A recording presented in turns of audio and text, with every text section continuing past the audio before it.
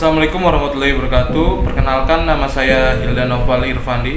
Saya dari kelas BKI 5D, NIM 211340-139. Nah, di sini saya akan menjelaskan tentang pertemuan minggu kemarin, yaitu yang pertama itu ada film. Nah, secara harfiah itu film adalah sinema fotografi yang berasal dari kata sinema, gerak, to atau pitos, cahaya, dan grafie atau graf, tulisan, gambar dan citra. Jadi pengertiannya adalah melukis gerak dengan cahaya.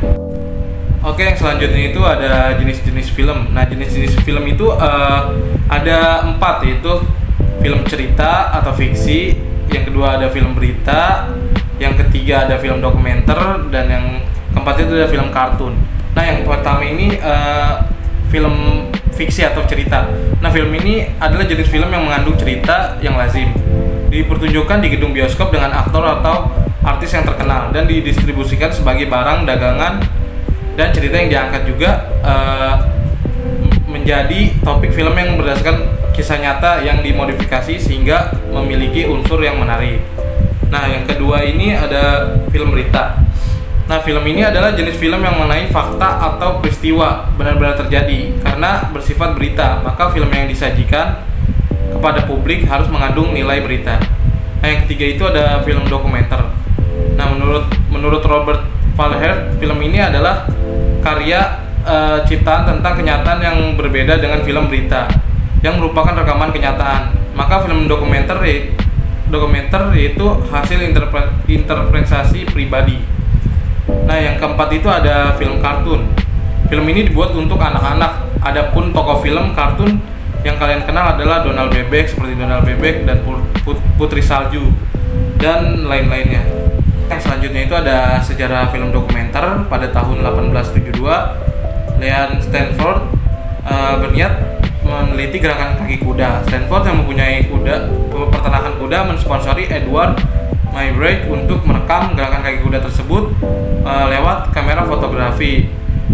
Nah, lalu pada tahun 1877 Maybrick bekerja sama dengan John D. Isaacs, seorang insinyur yang mencoba kembali dengan menggunakan 24 kamera foto yang disejajarkan. Kemudian kamera tersebut dihubungkan dengan alat elektronik seperti baterai. Nah, lalu pada tahun 1882 Jules Murray menyempurnakan teknik yang digunakan oleh Maybrick yang memungkinkan dapat merekam 12 gambar dalam 1 detik. Nah, ya pada tahun 1888 Louis Anim Augustin Lebrins mendokumentasikan atau merekam suatu adegan pertama kali menggunakan kamera film. Dan film yang dibuatnya adalah Rondey Garden Scene yang menggambarkan sekumpulan orang berjoget di sebuah taman yang bernama Taman Rondey yang berada di Inggris. Lalu pada tahun 1895 yaitu Lumiere Brothers, yaitu 2 bersaudara bernama Auguste Maine, Louis Lumiere dan Louis Jean, yang dikatakan sebagai pelopor film dokumenter lewat proyektor ciptaan mereka, dan di mana mereka berdua dianggap sebagai pelopor awal usaha bioskop keliling yang memutar film-film non-fiksi atau film pendek. Lalu yang selanjutnya itu pada tahun 1897 usaha mereka telah menembus dan menyebar ke seluruh dunia, bahkan Asia dan Afrika sebagai negara jajahan pada masa itu. Ketika sinema fotografi dipresentasikan di India, ada 2 orang yang sangat tertarik, yaitu Hariskandra Saharama dan Andulila Esfoli.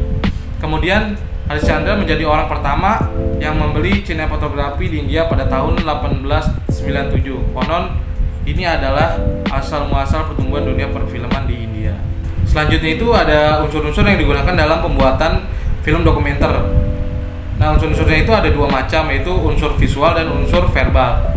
Unsur verbal di dalamnya itu ada observasionalisme reaktif atau pembuatan film dokumenter dengan bahan yang sebisa mungkin dan diambil langsung dari subjek yang difilmkan. Nah, yang kedua itu ada observasi proaktif atau pembuatan film dokumenter dengan memilih materi film secara khusus. Nah, yang ketiga itu Mode ilustratif, pendekatan terhadap dokumenter yang berusaha menggambarkan secara langsung tentang apa yang dikatakan oleh narator. Nah, yang keempat itu ada pendekatan dalam film dokumenter yang menggunakan potongan-potongan gambar. Nah, selanjutnya itu ada unsur verbal. Nah, unsur verbal itu ada tiga unsur: overhead, exchange, atau rekaman pembicaraan antara dua sumber atau yang lebih terkesan direkam secara tidak sengaja dan secara langsung. Nah, yang kedua itu kesaksian, rekaman pengamatan pendapat dan informasi yang diungkapkan oleh saksi atau mata dan sumber lain. Yang ketiga itu ada eksposisi, penggunaan voice over atau orang yang langsung berhadapan dengan kamera. Oke, cukup sekian dari saya. Kurang lebihnya mohon maaf. Jika ada salah-salah kata mohon dimaafkan. Wassalamualaikum warahmatullahi wabarakatuh.